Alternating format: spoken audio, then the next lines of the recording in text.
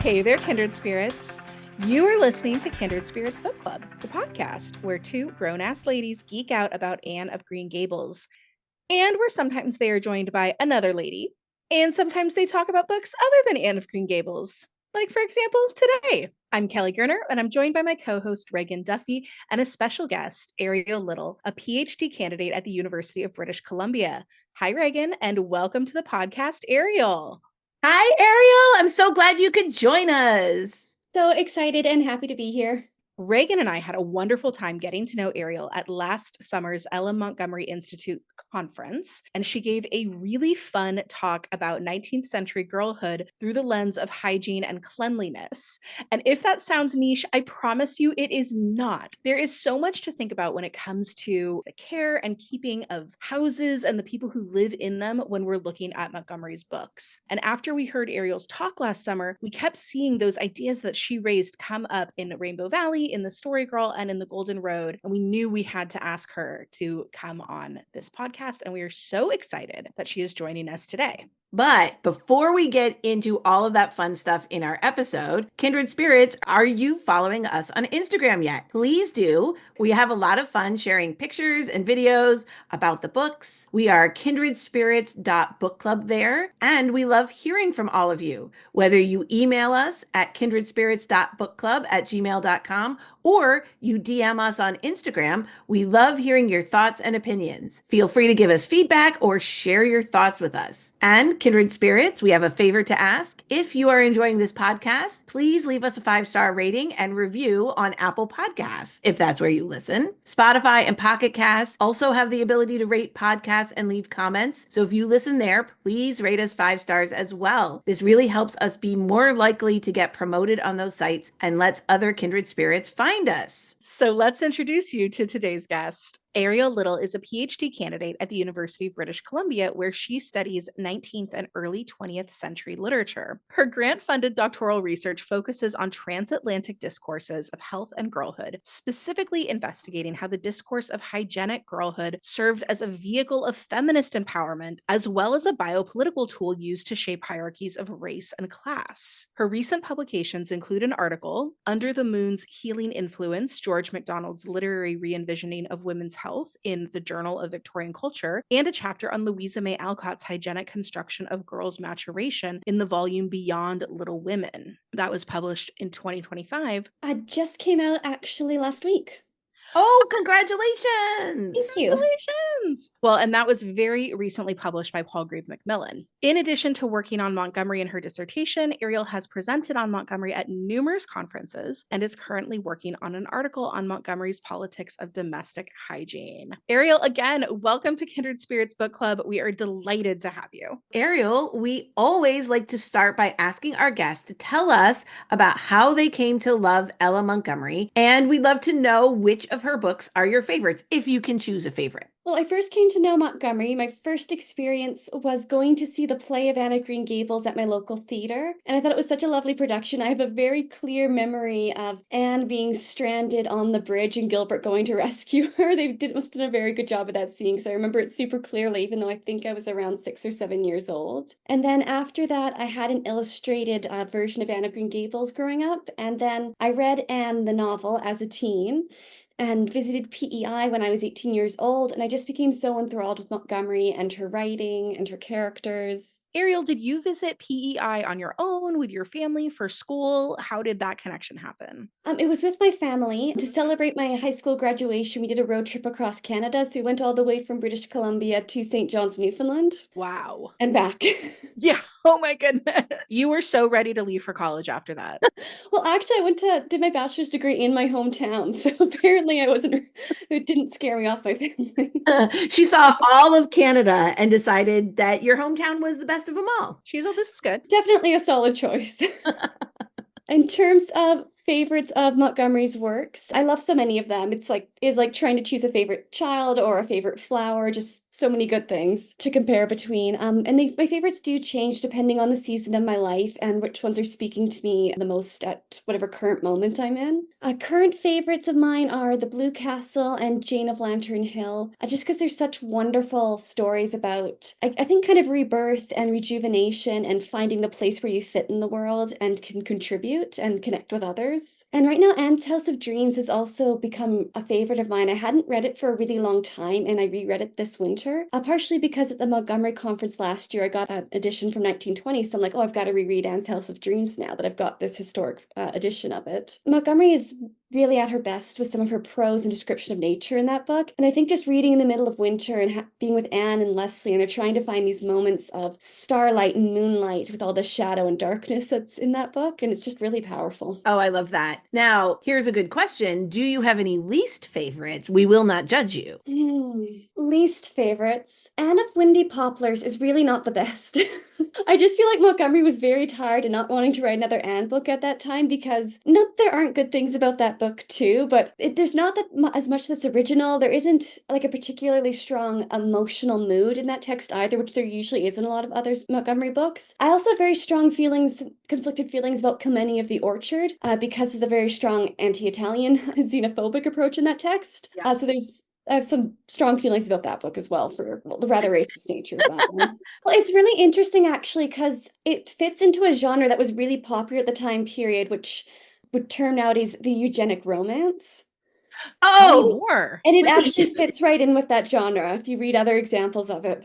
There's a genre of eugenic It's romance? not a time, what they would have called the time period. That's No. sort of us applying a label. It was romances, but where they were definitely really drawing on themes of, because eugenics was super popular at the time period, where Right. people, it's definitely about the woman choosing the eugenically correct mate in order to help produce a future race or nation. Oh my gosh, Ariel. Jaw drop. My jaw is on the floor, but I think we know exactly what you're talking about from having read that Mhm. text as closely as we did. For want of a more erudite way to put it, like this is not right. This does not feel like romance to us. And I think you may be speaking to why that offended us as modern readers. No, it was a really popular genre at the time, and it was for me too, like, when I was reading some other scholarly literature about that literature at that time period, I'm like, "Oh, they're talking about Kilmeny of the Orchard." They even though they don't talk about Kilmeny, I'm like, "Oh, that's why that's where this book fits in the genres that were being published around that time." That is amazing context to have. I think it gives shape to what we were experiencing and what we were Mhm. understanding about that book, but did not realize was a thing. I think so too. So we often like to start our episodes with a quote of the episode.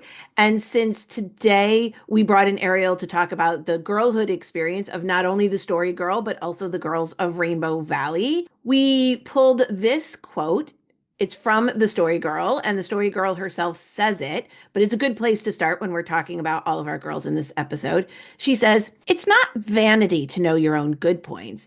It would just be stupidity if you didn't. It's only vanity when you get puffed up about them." That I seems feel like right. that's good advice for anyone who's working on their CV or cover letters.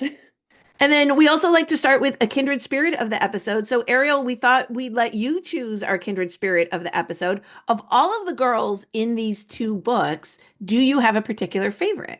Well, if I could nominate two kindred spirits, and I don't necessarily have a favorite because they're all such lovely characters in these books and they're so well rounded, but could nominate two kindred spirits, it would probably be Una and Cecily, because those are the ones that resonated the most with me when I was younger growing up. Because Una, I always held a connection with because I was very shy as a child. I had a really hard time, like, if people were arguing in the space around me, I just could not handle it, and like dealing with the darker parts of life, but also just being very sensitive, which can be as we see with Una, have its own strength as well. So I also felt a kinship with her. I also really like Cecily because she's a really good version of the nice, pious, spiritual girl that's a very common figure in girls and children's fiction and fiction in general from this period. Like her because she's still very realistic. She still has her flaws. She still has characters that she doesn't like. So I like that even though she is very good, she is very sweet, but she's not perfect either. She's still realistic and human, which is what makes her still lovable as opposed to feeling like this impossible standard that we as girls can't live up to when we're reading about this character. It's like, yeah, oh yeah, Cecily always someone who could be a friend and support us. And I think it just speaks to Montgomery's skill as a writer that she's able to take that very standard character and make her someone who's still very human while retaining the good and exemplary qualities. Well, and Faith and the story girl tend to get a lot more of the attention, being the Mhm. outgoing, the charismatic, the bolder girls. And there is something very special about both Una and Cecily and the way that they may be quieter, but they really see people and are sensitive to people and what's happening around them. And in their quietness, there's so much strength, right? In their observation of the world around them, there's so much strength. Una, of course, being the one who finally brings her father and Rosemary together, right? Who bravely bridges that Mhm. gap between them. I think they're both splendid characters. Our story club today is going to be a little different. We are going to focus on the girls of Rainbow Valley and the Story Girl duet and how they represent late 19th and early 20th century values around girlhood or how they don't. We specifically want to talk about Faith and Una Meredith and Mary Vance from Rainbow Valley. In the Story Girl, we're looking at Felicity and Cecily King and Sarah Stanley because, to be honest, nobody really pays any attention to Sarah Ray. Sorry, Sarah Ray. Poor Sarah Ray. Just to start the conversation, as contemporary readers, what do we make of these girls? Do we like them? Do they inspire us? Do they feel of their time or do they feel timeless? Well, one of the things that I always feel a little guilty about when I read these books is that I can be very critical of both Mary Vance and Felicity King. The reason I feel guilty about it is because they're not bad girls. They're overall good people. They care about their friends. They contribute to their communities, but they are just so bossy and sometimes can be really like rude or merciless to the others. Like whenever Felicity fat shames Felix, just out of the blue, completely unprovoked. And it's just like, that is so uncalled for. It would be hard to kind of feel to be comfortably friends with them, right? Like, they're very judgmental characters, I think, is part of where the discomfort comes from. I think that's right. And quick to judge at that. And temperamental also. I'm also thinking about Mary Vance torturing little Rilla with the fish.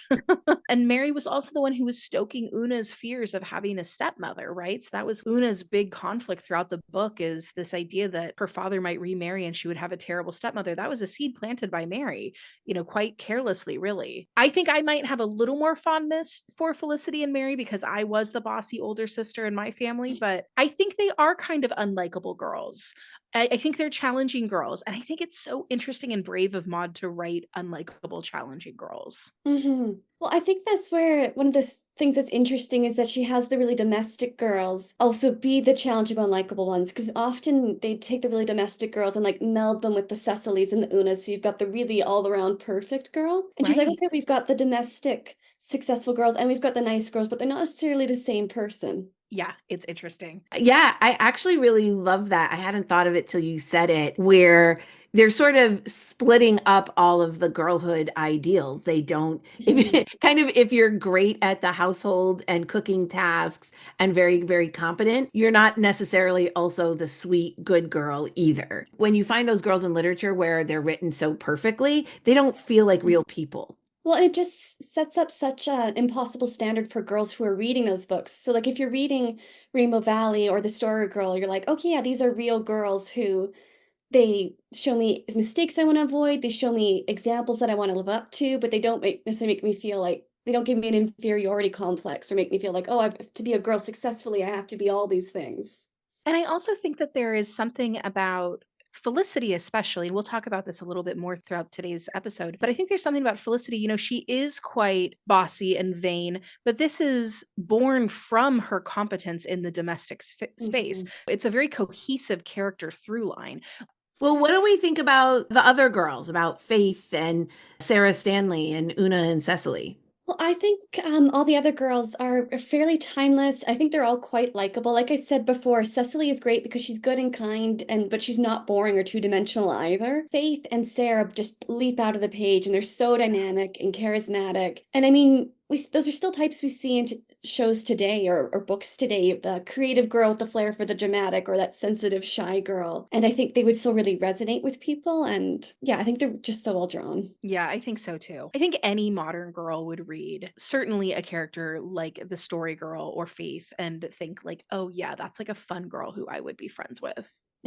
Yes, so Mary and Felicity, I think, could feel dated to some readers, in part because of their interest in the domestic, but I think there's still a lot about those characters that would resonate with people. For example, I think it's very easy to imagine a modern adaptation of The Story Girl, where Felicity is a social media influencer who focuses on lifestyle and cooking, especially because she is so pretty and a little bit vain, but also is so competent at cooking. She's like bordering on like a child prodigy when it comes to like domestic arts, that I could totally see her being like a Martha Stewart type or any of those major influencers who are just like, here's how you do all the home things. Here's how you set your table for this sort of meal, or you set your table for an afternoon tea. And she would just be, I think, all over doing that on social media if she were a person who was alive today. I am obsessed with that idea for like a modern Felicity update. I can picture her in like a pristine kitchen, perfectly set up with flowers in a pitcher, like a perfectly like cottagecore background. She's got her phone set up with a ring light and she's just plating up a perfect dessert. That's Felicity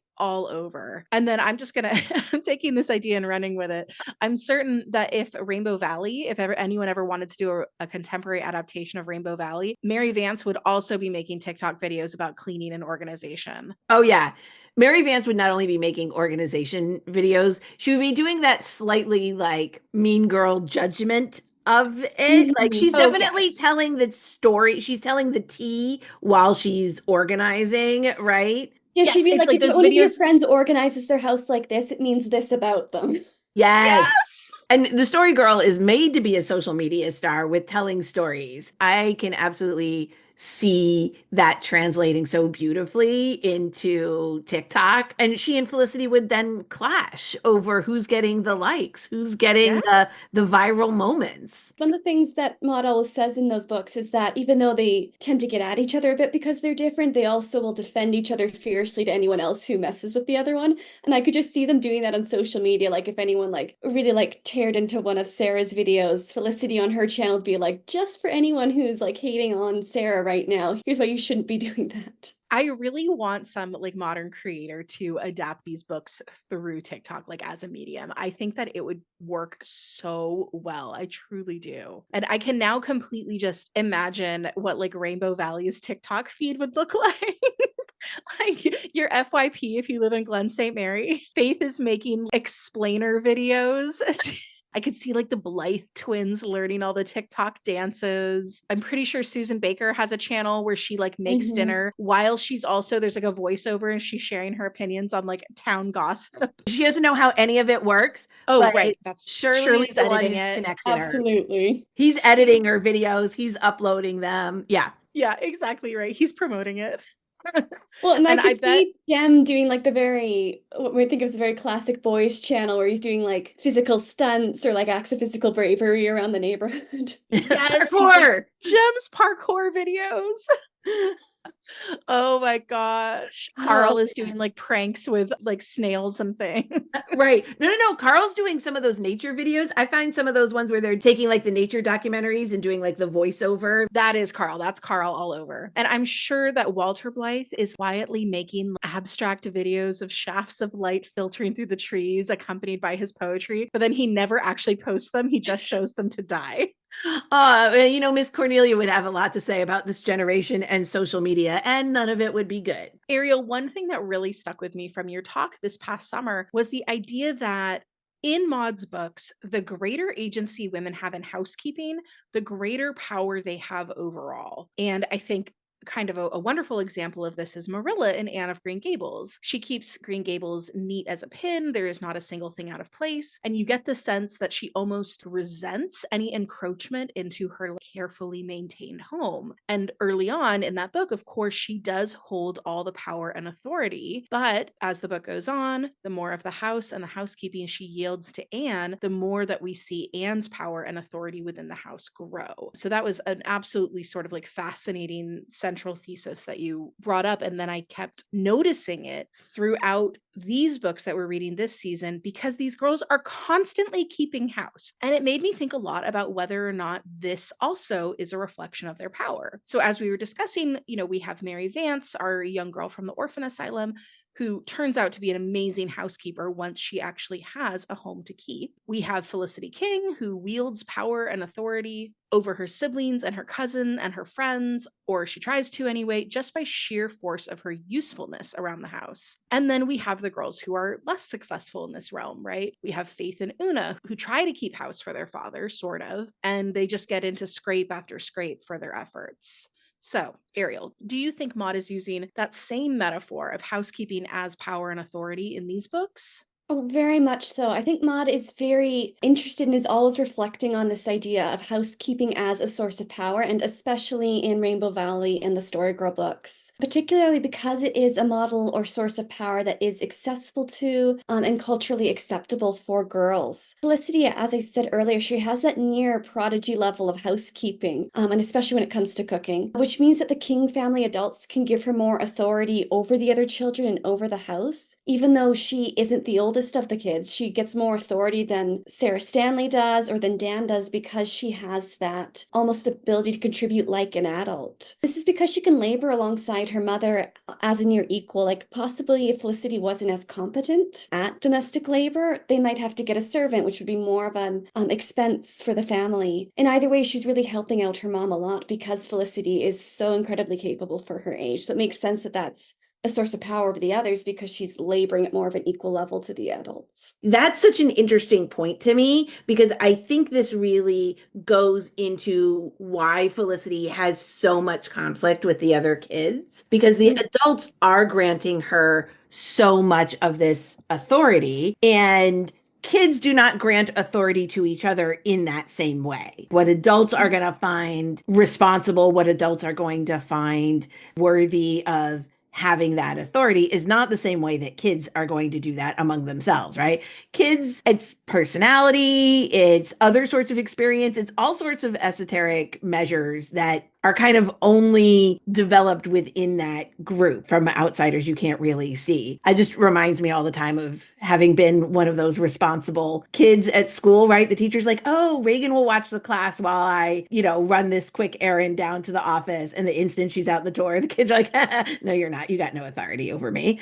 And that really brings to mind like why Felicity, she particularly has so much problems with Sarah Stanley, because the kids naturally gravitate towards Sarah as more of an authority in their group. She's older, she's magnetic, she's very wise in a much more worldly way than Felicity is. So the other kids defer to the story girl. They look to her and not Felicity. And Felicity, you can see how much she chafes at it, that she absolutely has to make her opinion known. And in this very oppositional way to kind of grab that power that she thinks is due to her back from Sarah. Power that her mother has conferred upon her, right? Yeah. She thinks it's due for a reason. Her mom is having her take up so much labor in the kitchen and in the household. She's like, okay, well, wait a second. I basically am being treated as a little adult by the adults.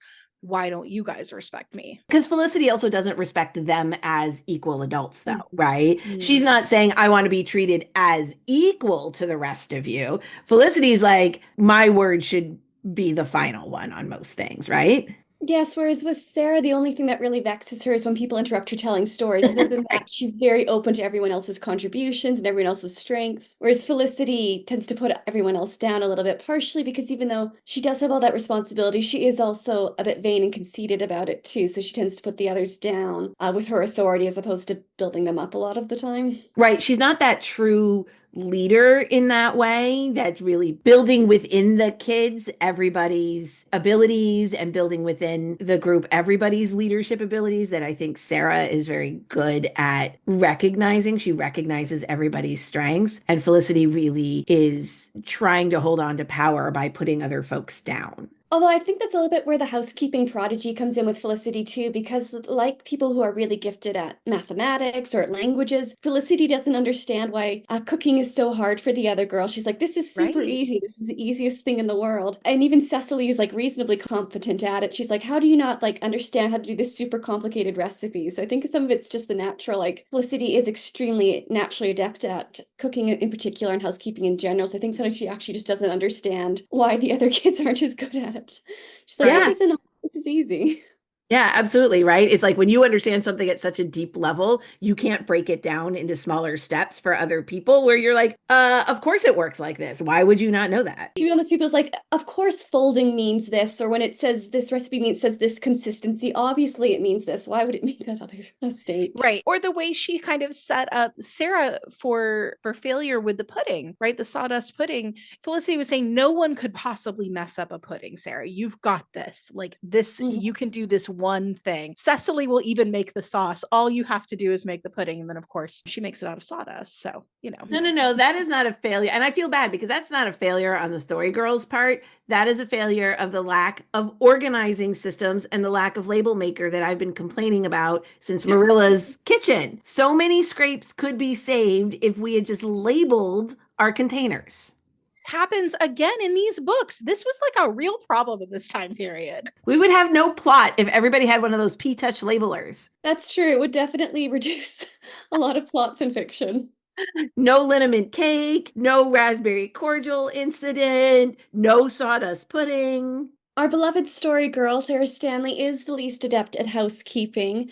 It's interesting because she's the one who ends up leaving the community of the girls. The other girls stay on the island around the home. And even though Sarah's leaving the island for a good reason, she's going abroad with her father, she's going to study in Paris, she doesn't get a permanent place in the domestic side, especially because we learned that her eventual fate is to, which is a nice one overall, is to travel around as an orator, as an actress, and earn fame. But she doesn't get that place within the domestic site that we're led to believe that Felicity's going to have. Felicity, who's competent at the domestic arts, is going to have the husband and the kids and the house, where Sarah gets a very different fate because she doesn't have those domestic skills and because she has her storytelling skills as well. Right. When we're talking about these ideas of power and authority, that I think is almost like a perfect representation of why Felicity's capabilities render her so powerful in PEI, in this sort of farming community. And Sarah's talents, while remarkable, just don't have like almost like an economic value where she is. So, of course, she has to go abroad. Of course, she ends up living this almost like outsider lifestyle. Yeah, absolutely. The performing arts ability isn't really something that you can make a living off of or contribute to the community that much in farming communities on Prince Edward Island at this time period. Whereas if you're in Paris or London, you can contribute economically, you can make a living doing that in those places, but not in Carlisle, Prince Edward Island. Right. Right. And that goes to a little bit, I think Kelly has made this point in the past about Felicity sort of representing the ultimate insider on the King farm in Carlisle. But when we pull back and we look at if we were to imagine these girls from the lens of history, right? If they were real girls, it will be Sarah's name that is remembered. Whereas Felicity, who was powerful in this very specific way, will only be known in her little community, right? She'll only be powerful in this very small domestic sphere, which is still important. But when we think about women's power and the ways that society recognizes it, the way we look at it, that Felicity ends up having, even though she feels herself quite powerful now, and in these very specific kind of prescribed gendered ways, in the longer view, it's going to be Sarah who lives the bigger, more interesting, more exciting life and leaves her mark on a greater community. Right. Yeah. So if we've got Felicity, who is this kind of prodigy in the domestic sphere, and we've got Sarah Stanley in this sort of prodigy in this bigger entertainment sphere, in this the bigger world, in this talented, charismatic way, where does that leave Cecily? Well, I think Cecily is the caregiver for the group. She's the nurturer. And again, that's where we see Maud breaking up those different attributes of girlhood. So you don't have one girl having to be everything.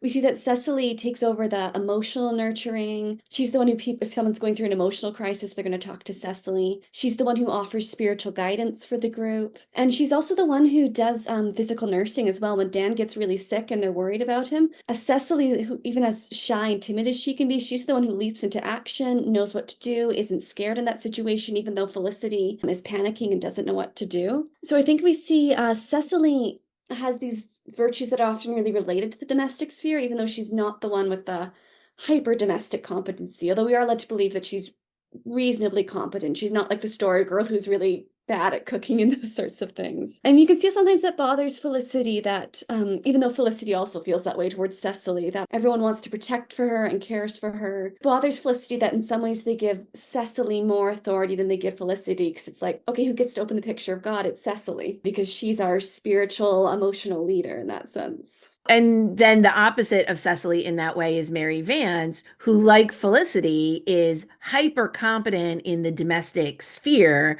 although not always particularly likable in the emotional sphere.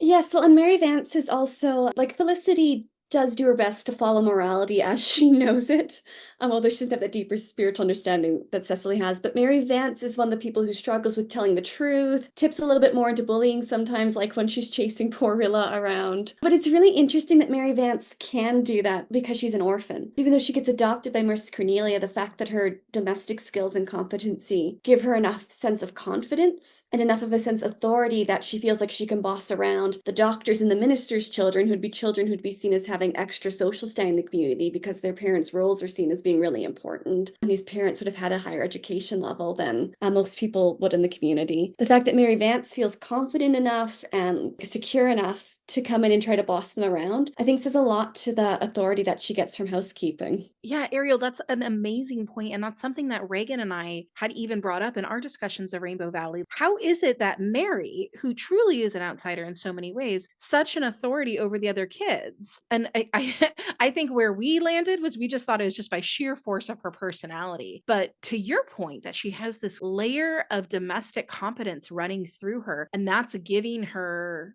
confidence, and it's also, the other kids are taking notice, so of course they defer to her because like she actually knows how to do the things they can't do. She can clean, she can manage a household. There's actually this great quote from Rainbow Valley that neatly sums up Mary's ability. Mary employed herself while the others were at school in cleaning up the manse. In a few days it was a different place. Floors were swept, furniture dusted, everything straightened out. She mended the spare room bed tick, she sewed on missing buttons, she patched clothes neatly, she even invaded the study with broom and dustpan and ordered Mr. Meredith out while she put it to rights. But there was one department with which Aunt Martha refused to let her interfere. Aunt Martha might be deaf and half blind and very childish, but she was resolved to keep the commissariat in her own hands, in spite of all Mary's wiles and stratagems. I can tell you, if old Martha'd let me cook, you'd have some decent meals, she told the man's children indignantly. There'd be no more ditto, and no more lumpy porridge and blue milk either. What does she do with all the cream? I love that passage. I think it's just such a great example of Mary's capability and how that connects to her confidence. And I think we could imagine just how much power Mary would have if she was also getting to feed everyone at the manse as well. Because you can see how she even has authority over Mr. Meredith, who's an adult, homeowner, and is the minister. But she can get him to leave his study, and that's like his private masculine domain of and within the house. But she can at least temporarily be like, okay, you need to leave this space. I'm in charge of this space, at least temporarily, to clean it, which is actually quite a lot of power. Yeah. Why do you think it's the cooking that Aunt Martha really refuses to cede power of? She's willing to let Mary do some of these other things and maybe some of it's drudgery. But is there something particular in the power of cooking that is the most important, that that's where Aunt Martha draws the line? Well, absolutely, because first of all, food is just something everyone needs. You can't go to McDonald's, you can't go to Papa John's or anything. There aren't really any restaurants, especially in rural PI this time period, except for maybe when the White Sands Hotel is open during the summer. It's not like you can just go out and get food. So whoever's making food for the family is providing everyone with the basic needs. That's a lot of power and a really meaningful way to contribute as well. And then also for the kids, and especially we see this with Felicity, everyone wants dessert. Even if maybe Aunt Janet's in charge of the main meal, often Felicity's in charge of dessert. And that means that if you anger Felicity, you might not get dessert. And dessert is also really powerful metaphor in Montgomery's books as well for social belonging, for emotional nurturing as well. So it's really important that everyone gets to partake in that sweet part of the meal as well. And I think that's so important in Montgomery's work is who's first of all meeting that basic need of getting everyone fed, because again, you're either have someone in the house who's a competent cook or you're eating oats and vegetables raw, basically. Yes, and then when it comes to that extra level of dessert, that's what's making life exciting and interesting and connecting the community. So it's just so important, especially in Montgomery's writing. If we're talking about kind of dessert and food as power, how does housekeeping work as a metaphor for power in these books? So much of it is because home is the primary space of girls' existence, especially for middle, upper class girls, or more so what we see in Montgomery's works, the respectable owning farmer. It's where a girl's social existence is centered. They also go to school, they also go to church, but home is the center. And even for people other than girls at this time period, the emotional center of what was supposed to be your social life was the home because of domestic discourse at the time, even beyond how that was constructed for women. It was still like, okay, the emotional center of your life is supposed to be within the home. So if you're controlling the space that is the emotional center, it's where everyone's getting their meals, it's where everyone's sleeping. That's a lot of power over your family community and whoever else might be living in the house. So that means that girls have all these expectations to care for the home, but there's also a certain capacity for agency or management over what's a very delimited space. Home is a set space that someone owns or has control over, which means it's possible to exercise control over that space. Where it's like if you go to a public park or if you go downtown in any city, you can't exercise control over the space in the same way as an individual human, whereas a home is a space that you can exercise power and agency over. Does that make sense? Was that getting a bit meta?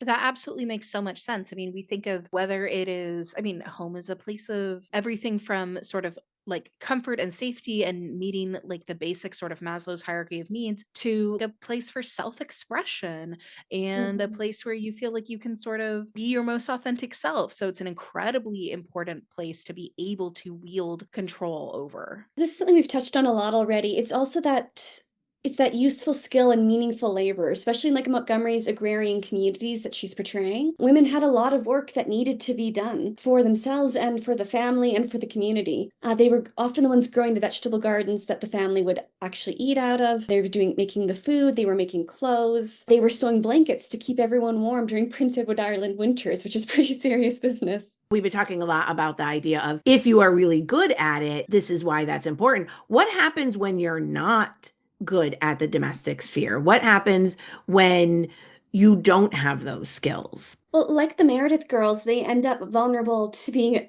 adopted against their will because they're in a house that isn't being organized well, except for when Mary's living there briefly. So the ladies in the community go, oh, we need to adopt these girls and just take them away because they're not getting proper domestic training, they're not in a proper domestic environment.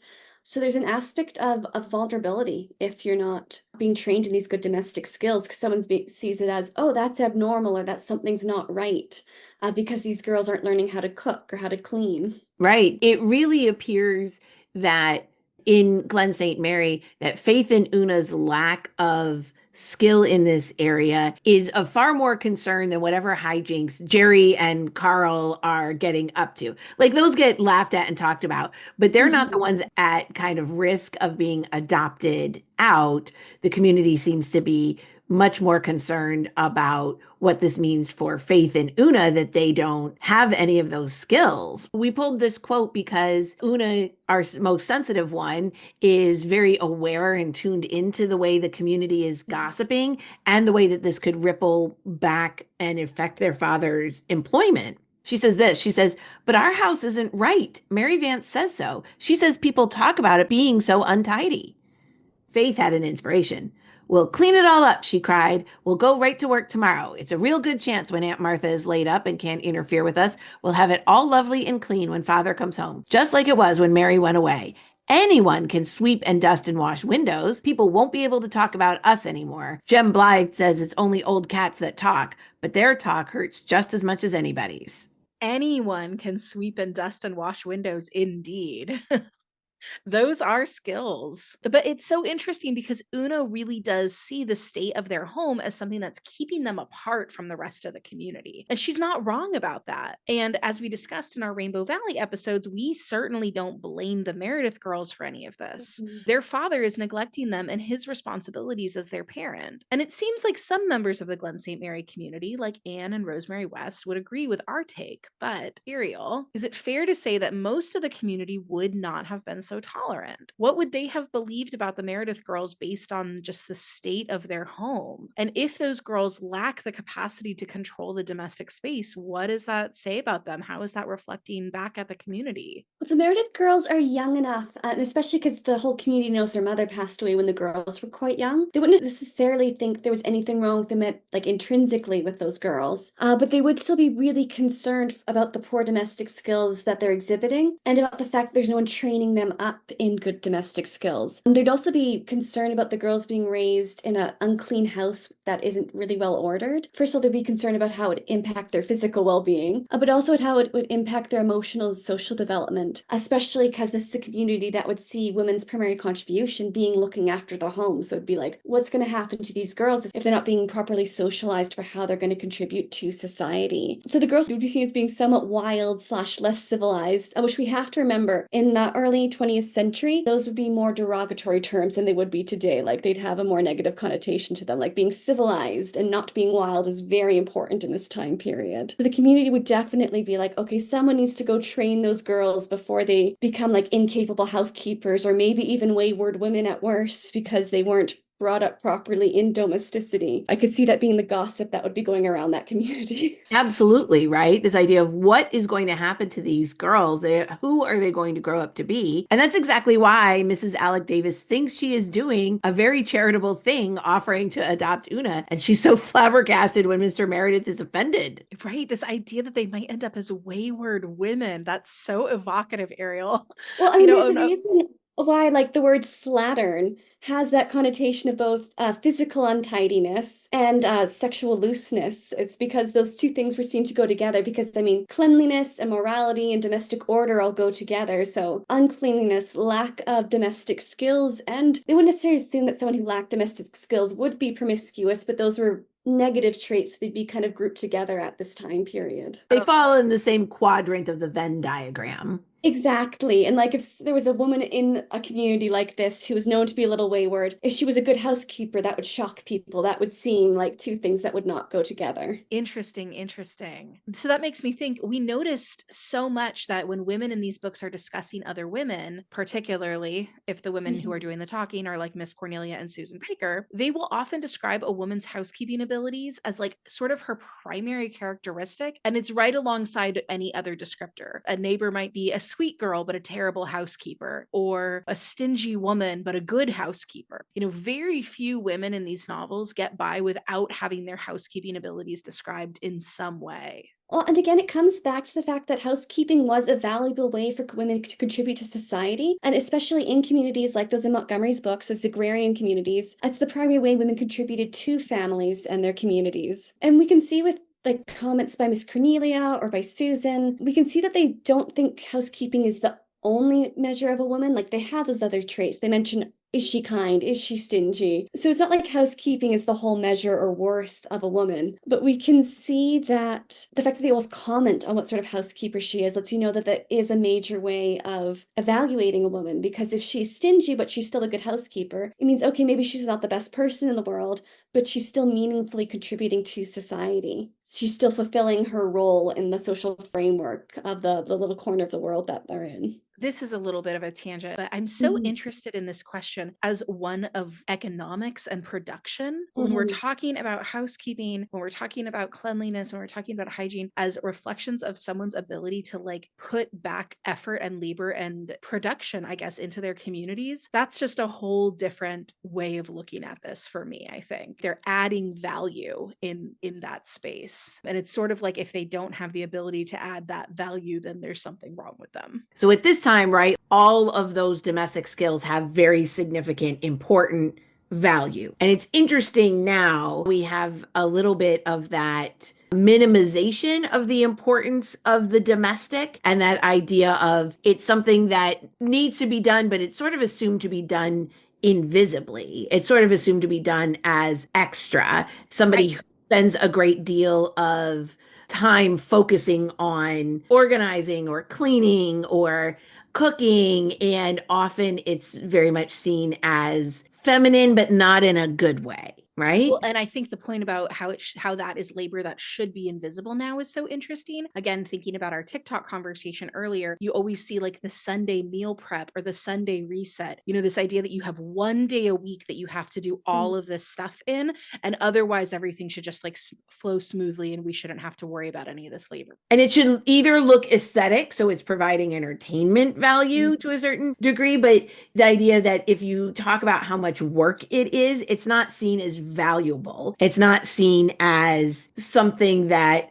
requires a great deal of labor and therefore should be recognized, right? Like people like the idea of like people notice when it's dirty, but they don't notice when it's clean and don't appreciate what the value is, and to a certain degree how much of things that had been termed women's work have been continually devalued, right? So now you're supposed to have a full-time career and keep your house, and you're still responsible for all of the house and all of the domestic management, and this stuff is a full-time job. And if you also have a full-time job and some of this stuff gets dropped, I don't know, I'm just going off on a little bit of a tangent, but it really reminds me a little bit of how things have shifted, that even as we want to, like with the trad wife thing, like Yes. harken back to the good old days of women's domestic labor and not really talking about how much labor it is. You're just supposed to look pretty, and you're not supposed to be talking about the effort of it all. Well, Mhm. and I think the I mean, comfort that of like was trad wife stuff and the comfort of reading these books even a little bit is like that is a space that sort of trad wife, whatever social media space, and these books I think share a similar space of like, actually, this is a job and this does take a lot of time and effort. Mhm. And this sort of acknowledges the realities of that in a way that our sort of contemporary existence as women doesn't acknowledge. And I think that people find comfort and validation in that. So if Miss Cornelia is describing someone as a great housekeeper, it's like, great. Yeah, she probably spends a lot of time working on her house. And that's lovely that that gets validated, as opposed to what you're saying, Reagan. It doesn't matter if your house is clean, it's only noticeable if it's messy. so much of that ties into Montgomery's maternal feminism, which is really common in this time period, which is all about calling attention to the fact that women's labor in the home is valuable contribution to society. Hence, women should have the vote, because even if they're not a wage earner, they're still contributing to society and helping form societies, even if it's labor done at the home, done inside the home. It's still really important, which is such a major part of most strands of feminism in this time period. I love understanding that that's part of what Maud is doing here. Why was Maud and so many of her contemporaries in the late Victorian era, why were they so obsessed with cleanliness? Honestly, there's so many reasons. There's a reason why there's been so much written about this subject in academics, and whether it's history or philosophy or anthropology, there's just so much writing on this because there's so many reasons that feed into this late Victorian and Edwardian obsession with cleanliness. Very relevant to our conversation is it is a way to exert control over the domestic sphere. So just in a sense of ordering your own personal world and having control over it, cleaning is a powerful way of doing that. Also during this period, this started to shift a bit when we're getting into the early 20th century, but in the mid to late 19th century, they still had a very environmental approach to health and wellness, in the sense that people saw environments at the time as either causing disease or promoting health. Like that's one of the reasons why seaside or mountain vacations are so prominent this time period, because you've got to get to that healthy air. Can we bring that back, please, as Oh, absolutely. medical advice? It's an actual prescription from the time period. Medical tourism was huge. Like sometimes it was like, okay, you need to go all the way to Europe to get some mental stimulus. But a lot of the time, or more commonly, it was you need to go to the seashore. Like that's one of the reasons why PEI has this burgeoning tourism industry in this time period, is because people are like, oh, the Canadian Maritimes, it's rural. You can get healthy food. You're out of the city. You're surrounded by the ocean. That's a great place to go and heal and get rested during the summer, especially to get out of the modern, busy, not great sanitation of early 20th century cities. But I also would like a prescription for sea air, for Yeah. sure. When we're talking about escaping city life for the mountains or for the seaside or whatever it was, what were they escaping? Honestly, there's very genuine and widespread fear of contagion and disorder during this period. I mean, there's so many epidemics in the 19th century. Cholera epidemics is a major one that really would just tear through cities at certain times of the year. There's also widespread sanitary issues with rapid urbanization, population growth, immigration, especially extremely rapid immigration, immigrants not being allowed to rent houses in certain parts of the city. And so they'd have to build these shanty towns, which would just make sanitation issues worse and make it really easy for disease to breed in some parts of cities, but then it still spreads throughout the whole city. And mid-century, you also had the Crimean War and the American Civil War, which really brought sanitary problems and diseases to the public consciousness in both the United States and Britain and Commonwealth countries like Canada and Australia. Yeah, just a real awareness of disease, a real awareness of a lot of burgeoning epidemics during this time period, and serious issues with sanitation. And we also see people being really aware of their own ability to produce filth, like from any of the stuff that comes out of our bodies, whether sweat or other things, or exhalations of our breath, which I think is something that people would really relate to post-COVID, with COVID being airborne. So people are really aware just of the ability for their own body and bodies around them to make environments contaminated. So you needed to clean in order to clean up all that excess things that your body was trying to get rid of. You don't want it soaking into the wallpaper of your house, which is, for example, something that Florence Nightingale talked about in her notes on nursing. She was like, okay, all the breath and stuff that's in the air of the house, it's going to get soaked into the wallpaper. So you need to change the wallpaper often. That seems extreme, but think about being in a house where like a smoker lived for years and years. And it is, those exhalations are in the walls. It's Think the also in the Victorian. things that you see, like they move away from like having like a lot of drapes or ornate carved wood furniture to furniture that's easy to clean, because they don't want it building up all this filth. They want to be able to get rid of the filth and then make the domestic space nice and clean. It also was a major way of them trying to lessen, for feminists of this time period, for trying to lessen women's burden, is by encouraging women to buy furniture that was easier to clean. They're like, okay, you've already got a lot of work to do. Buy this easy to clean type of bedstead. Don't get the 4-corner bedstead with the curtains, because that's way more work to clean. Get this one because it's going to keep your house cleaner and be less work for you. Right. This was such an interesting time architecturally in terms of like home decor and furniture and things like that as well, because we were moving from that super, super ornate style to more streamlined, what we'd start to see in like the arts and crafts movement. And it was all to bring light into the house. It was all to make things easier to clean. Even though the Victorians' interest in what our bodies produce almost seems like it's proof of their sort of prudishness, they were totally right though. Right? Because like clean kitchens and bathrooms, furniture that you can easily clean, clean public spaces, those things are all very necessary for health. And this is making me remember, I took an architectural tour of New York City not too long ago, and our guide was pointing out white subway tiles, which are all over the place, and that they were specifically chosen for transit stations at that time because they were bright white and you could tell whether or not they had been cleaned. And it showed that, like, yes, we are all crammed underground in this little tiny space, but it is sparkling clean and it is safe to be here. Ariel, the other interesting point that you raised that I'd love to connect back to is the population growth and rapid immigration and how that was changing cities. How did that also tie in with this broad scale desire for more cleanliness and more hygienic sanitary surroundings? So much about global mobility is that some people could move around from different parts of the globe so much faster. And you see the same sort of anxiety when air travel became a thing. Like at this point, we're seeing significant improvements to steam travel, and it makes it easier for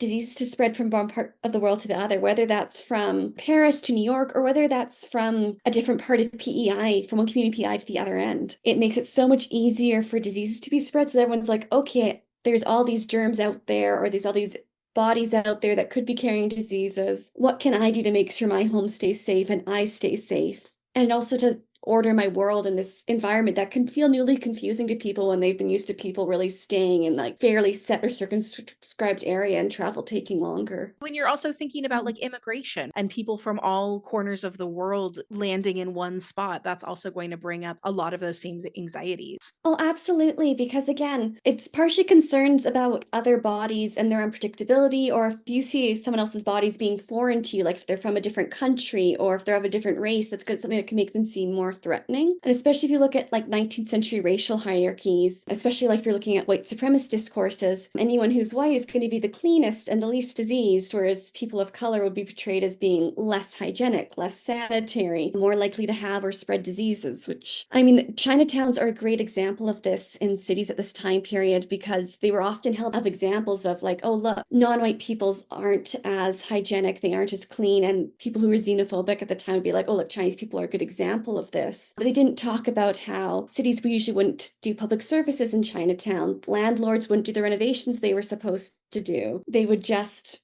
adopt a very racist perspective towards it. So it's very tied into racial hierarchies of the time period, also connected to eugenics, because again, eugenics is so prominent during the late 19th and early 20th centuries. So there's a lot of concerns about how domestic environments are going to impact health, the health of children growing up in those environments. Like women got so much blame for children having rickets in late Victorian Britain because domestic environments were understood to have some impact on it and like what kids are being fed. Again, women were like, okay, you've got to have a clean domestic environment so that your children stay healthy and so that you're healthy because you're the future mothers of the race. And there's so much pressure regarding that. Well, we saw a little bit on this and we commented on it when we talked about Anne of Ingleside about how often Diana's little friend Jenny Penny, like Susan was so upset about Diana wanting to be friends with this girl and made several comments about you don't know what kind of diseases she could get and should we go over her head with a fine-tooth comb after she's Well, they talk about that too. Miss Cornelia talks about that when they adopt Mary. She's like, I've got a shorter catechism, which means I've got a Presbyterian conscience, and I've got a fine-tooth comb so that if she's carrying any lice in her hair, any other bugs, they've got the hygienic competency to fix it. Yeah.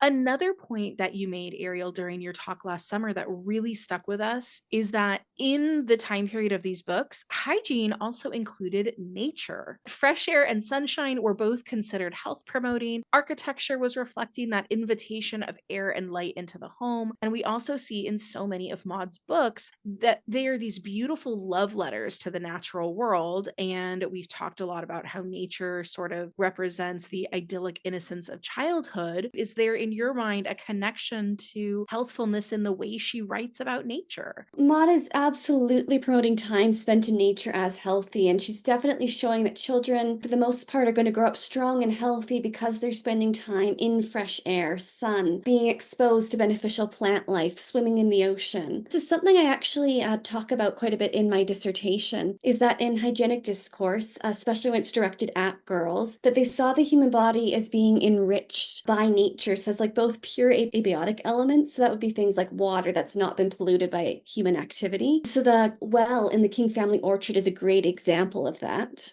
And also with non-human organisms that were seen as being beneficial, like not wasps or things that were known to cause harm to people, but things like the trees in the King family orchard and the apples they're eating from them, or the mayflowers that they gather in the Golden Road. Those are things as seeing like an actual vitalizing impact on the human body. Oh, that's so interesting.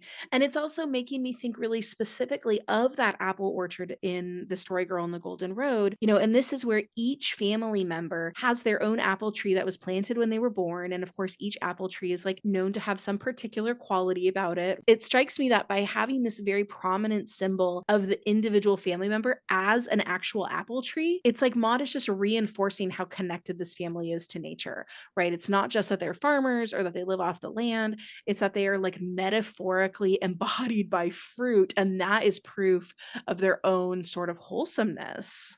Oh, absolutely. And like it wasn't apples in particular were like a late Victorian health food, especially if you're eating them whole with the skin on. That's like seen as being super nutritious. Yeah, and it's very pastoral, it's very agrarian, it's very, okay, we're investing in the land, so nature's investing back in us. But it's also very important that they also have those wild spaces that they're exploring too, or at least semi-wild. Like they've got the orchard, which is a domesticated space, or maybe even a little bit wild, the King family orchard, because there's lots of other plants growing up there. But they also spend a lot of time on all those byways through the woods in those books, taking those shortcuts through different types of forested areas and trees. So you've also got that at least semi-wild, but really vital and rich nature. And Rainbow Valley falls a bit more into this category. Right. That's just a super enriching environment. If you're in this ferny dell, it's overgrown with trees and there's a stream through it and there's flowers and there's all this rich plant life around you, it's going to make you healthier. I'm thinking now to that wonderful scene at the very beginning of Rainbow Valley, right before the Blythe and the Meredith kids meet for the first time, when Jem is cooking the trout that he's just caught over the little fire. Of course, the way Maud describes it, it sounds like it's the most magnificent meal ever. And now, in the context of this conversation, I'm really seeing that it's not just that this meal was like this splendid sort of feast that the kids made for themselves, but it was also like they were being nourished by the forest in this like very Mhm. specific way. This is just reflecting back on their own sort of health and their own sort of strength and all of those things. Well, I think I'll talk a little bit about the summer camp movement, at least very briefly, because I think it's really important because we see Maud kind of spans the segue into this. Once we get into the early 19th century, and it's quite a prominent movement by the time we get to the 1920s, 1930s, is there's this whole idea of the summer camp movement, which is when they're like, okay, kids are growing up in cities and they're not getting this healthy time in nature because not so many people are out living on farms anymore. And that's when summer camps started becoming a thing because people were like, okay, we need to send our kids away for during the summers for at least a short period for planned recreation in nature. And this is, they're not going to grow up healthy and strong if they don't go have this time in nature during the summer. They won't. And I think we see Maud really tapping into this. When the books that we're looking at today were published, or at least most of them, it's would be really early, although that sort of thinking's already in place. But like Jane of Lantern Hill essentially exemplifies the summer camp movement, even though she doesn't go to summer camp. The fact that she lives most of the year in the city and then just goes to PEI for the summer when she goes and plays with other kids and runs around outside is really what that movement's all about. It's like, okay, kids need time in nature. It doesn't need to be all the time, maybe, but they need that intentional connection with the outdoors, with plants, with the ocean, in order to become the healthiest adult possible. And one of the things, of course, that Maud does so well is she makes such an important, in all of her books, the fact that all of her characters have such a strong connection with the natural world around them, and that being so important to their emotional landscape and their emotional development, as well as probably their physical development. She really makes a good case for why that should be, even if she was sort of before the summer camp movement. Well, I think it also ties nicely back into the domestic side of things because Maud's Healthy Homes, and Rita Bode wrote an awesome article about Maud's organic architecture, which really emphasized this point. The ideal domestic space for Maud lets nature in. It's clean, it's tidy, but it's surrounded by nature and it has lets nature in, like the healthy breezes of the island are coming through the house. The Mayflowers get brought inside. And that's why we see even our very domestic girls still go and spend time playing outside. And Felicity sets up nice picnics in the outdoors because it's a part of her domestic skills is knowing how to interact with nature and when time with nature is healthy and beneficial. Oh my gosh. Well, this has been such a fascinating discussion. We have learned so much from you, Ariel, and really puts into perspective so much of what was happening socially and culturally at the time these books were being written, and has given us a context that I think we're going to always have as a lens as we keep reading and talking about all of Maud's books. Well, I'm glad it was interesting. I really enjoyed getting to come and chat with both of you. It's also been really insightful and just fun for me too. We love nothing more than nerding out with people about wherever their interest intersects with ours, right? Yes, very much so. Well, let's wind up our episode with an inspired by. Sometimes we're inspired by Anne. In this case, we're inspired by the girls of The Story Girl and Rainbow Valley, and we recommend something to our listeners. So I am going to recommend something for the parents of girls, particularly girls approaching or in this middle school age, like the girls we've been discussing. I'm going to recommend two books. One is called 14 Talks by Age 14 by Michelle Icard, and the other one is Finding the Magic of Middle School by Chris Baum. So the last 2 years, I have hosted a kind of middle school parent book club discussion in the spring as a way for us parents to connect and discuss what we might be struggling with in parenting middle school kids and learn a little bit to help navigate this age. We have read both of these books in different years, and they are both great. They both give really good concrete advice and a really good understanding of some of the unique challenges and the awesomeness of this age. Like middle schoolers get kind of a tough reputation, I think, as being uniquely hard to parent or uniquely hard to. And I think both of these books are great at leaning into what's really awesome about this age. I've learned from both of those books. Both of them do a great job of knowing that you are a busy parent and providing a good summary of what they just talked about at the end of each chapter. So if you're pressed for time because you're part of a book club, you can kind of read the beginning of each chapter and the end of each chapter and have enough to go on. Reagan, I love that you do parenting book club. Amazing. I feel like that's a podcast. Kindred Spirits Book Club, Kindred Parents Book Club. Maybe a spinoff when we Yeah. run out of Montgomery books to talk about. A spinoff. I'm also going to recommend a book today. Today actually seems like the perfect time to discuss one of my all-time favorite books, Housekeeping by Marilynne Robinson. I started thinking about this while we were planning this episode, and I couldn't shake loose the feeling that Housekeeping, which I would call like a contemporary classic, it was published in 1980, but that this book explores what happens sort of on the other side of the careful and diligent hygiene that's practiced by Montgomery's characters. For those who haven't read this book, I'll just briefly set the stage. Housekeeping is set in remote Fingerbone, Idaho, a place, quote, chastened by an outsized landscape and extravagant weather, and chastened again by an awareness that the whole of human history had occurred elsewhere. Oof.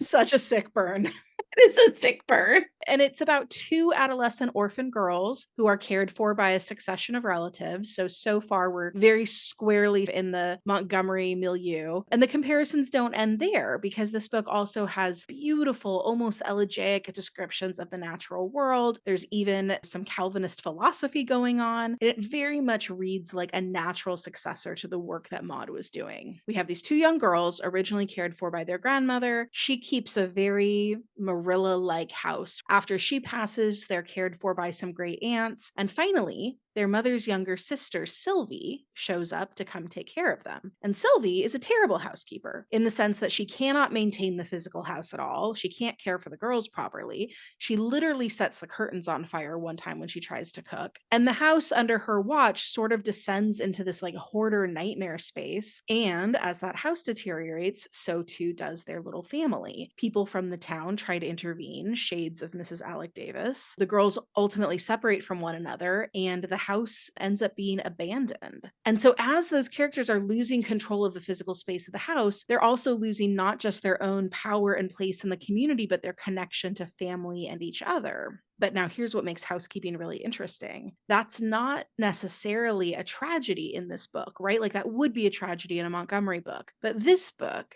is about choice and the choices that women make around whether or not they want to take on the responsibilities of homes and families. It's really interesting. It's absolutely gorgeous. Kindred Spirits, if you haven't read this book, I cannot recommend it more highly. It's compelling, beautiful prose, and it just interacts with so many of Montgomery's themes, and it will haunt you for decades. So, Read with caution. Yeah, read with caution. So that's Marilynne Robinson's modern classic, Housekeeping. And then, Ariel, I don't know if you brought any recommendations for us today, but if you have some, we would love to share them. Well, anyone who's interested in some of the historical and social context that we were talking about in our discussion today, I highly recommend reading Eileen Clear's Sanitary Aesthetics. It's a great historical look at how over the course of the Victorian era, cleanliness and sanitation came to achieve higher aesthetic value. I also recommend anything by Anne-Marie Adams. She's an architecture historian and she looks at women's domestic lives and domestic spaces. So a lot of the stuff we were talking about architecture of the home's changing so it's easier for women to clean. She writes about all those kinds of things and her work is brilliant. For more of a literary recommendation that I think really relates to things we were talking about today, Diana Wynne Jones, the well-known fantasy author of Howl's Moving Castle. Her book, House of Many Ways, which is actually part of the little trilogy she wrote around Howl's Moving Castle. It is such a brilliant book, and a lot of people I find haven't read it. It's really interesting for what I want to call domestic fantasy, because in some ways it's very much high fantasy, but it's also really set around this one particular house, which is a magical house. It's interesting because the female protagonist, it's her first bit of going off and living by herself is looking after this house. And at home, her mother won't let her do any housekeeping or cleaning, so she just gets to read all day, which is what she loves. But when she's in this house, she has to learn how to do the laundry and do some dishes, and that's a major part of her independence and learning competency alongside with the magical skills she learns and acquires, is also learning the housework. So it's really interesting in terms of how we have the high fantasy elements being blended with this really domestic story as well. But it's also very liberating too, because the main character also gets to eat as much as she wants. Women's appetites are encouraged. Also, we talk about this a lot in girlhood studies, the fact that women are socialized often out of expressing anger, and she's just encouraged to lose her temper. And she has some Charmaine Baker, the main character, has some great moments where she gets to lose her temper, and her losing her temper is either just okay or it's actually really productive and it helps her do magic or sort things out. So it's a beautiful, charming fantasy, really interesting for how it combines fantasy with domesticity. If you just want a female character who gets to eat and lose her temper and bond with her little dog, it's great. It's funny, it's charming. I can't recommend that book enough. I am putting this on my library holds right now. I don't know how I missed this book, and I must have it. Well, Ariel, we are so delighted that you were able to come and join us today. We had the best conversation. We are so glad we were able to take meeting you at the conference and bring you here on the pod, because you are an absolute delight, and we hope we'll find some ways to bring you back in the future. Thank you, Ariel. This was so fun and fascinating. Thank you guys so much. It was so lovely to get to come and just to talk with you and to get to share some of the ideas, because as a graduate student, you spend a lot of time sitting by yourself and typing. It's all in your own head. You get to talk to other people who are interested in the things you're researching. It's such a wonderful gift. And what we will do is link the book that you are just published in. We will link that in our show notes. Please recommend the article I wrote on George MacDonald as well, because George MacDonald was a major influence on Montgomery. Amazing. And that article is open access as well, so anyone can read it. It's fully accessible on the internet. So great. Well, we will put those two links in our show notes, Kindred Spirits, if you would like to read some of Ariel's work.